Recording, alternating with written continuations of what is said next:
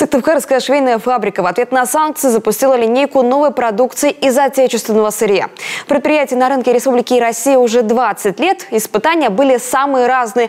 Но даже когда огонь уничтожил все, фабрика возродилась и продолжает развиваться. Сейчас продукцию поставляют не только по Коми, но и в Россию. В планах выход на экспорт. Переговоры уже идут. Чем уникальны наши текстильные изделия, знает Ольга Коняева. Треть жизни человек проводит во сне. Чтобы ночь провести не в муках, а утро встретить зарядом бодрости, важно хорошее качество постельных принадлежностей. Это у нас аппарат для набивки подушек. У нас два вида наполнителя. То есть белый – это у нас лебяжий пух, который делает подушку мягкой, а этот лебяжий пух, который делает подушку упругой. То есть получается при смешивании подушка получается и мягкая, и упругая. Выбор подушки – это целая наука. Каждому свой размер, плотность и материал. Сыктывкарская фабрика производит в основном стеганые, с большим весом и обычные, много детских и подушки-думки для интерьера. Чехлы из разных материалов. И такое разнообразие для каждого наименования. Ассортимент огромный. В основном наша продукция продается в магазинах, в наших магазинах Текстиль.Коми. Их у нас 10. Два магазина в Ухте, в Сосногорске, в Усинске.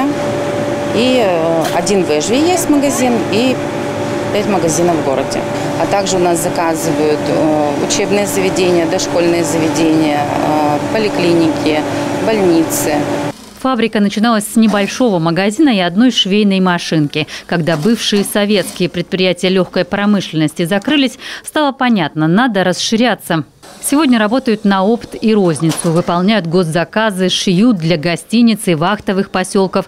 Самое необычное, что отшивали – чехлы для лопастей вертолета и чум. География – вся Коми, Россия. Сейчас идут переговоры с Кувейтом. Экспорт – ближайшая цель развития. Всю продукцию здесь шьют по ГОСТу. Это сегодня уже редкость. Но это то, что нужно для хорошего сна.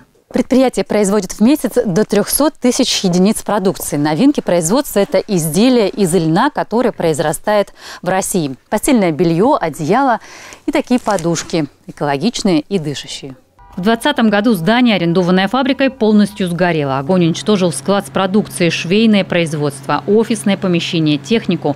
Испытания преодолели достойно. Зато сегодня оборудование новейшее. Помещение пусть в ипотеку, но свое. Я всем рассказываю эту трогательную историю, когда у нас все сгорело. И на следующий день уже начали во все магазины приходить люди и говорить: вы нам нужны, восстанавливайтесь. Вот у меня есть, например, 1000 рублей, мне все равно, что купить. Я просто хочу вам помочь. И именно вот эти люди, именно наши покупатели, они помогли восстанавливаться после пожара. Основное сырье – хлопок – не растет в России, потому текстильная отрасль зависима от колебаний курса доллара.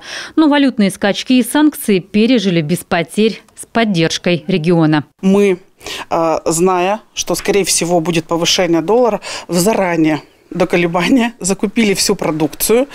Нам помог в этом наш местный займ, микрокредит. Мы взяли микрокредит, успели взять под очень хороший процент и прямо закупили всю продукцию и спокойно пережили все колебания. И сейчас, к радости всех, доллар снова 60, все стабилизировалось, и мы ровно и прямо идем дальше к своим целям. Возмещение затрат на сертификацию, преференции на оплату социальных налогов. Поддержка региона позволяет направить оборотные средства на развитие. В Сыктывкаре на предприятии трудится 70 человек. Есть и филиал в Иваново. Сыктывкарская швейная фабрика получила региональную премию «Золотой Меркурий». Так что на финальном этапе российского конкурса будет наш кандидат на главную победу. Ольга Коняева, Павел Люлянмин, телеканал «Юрган».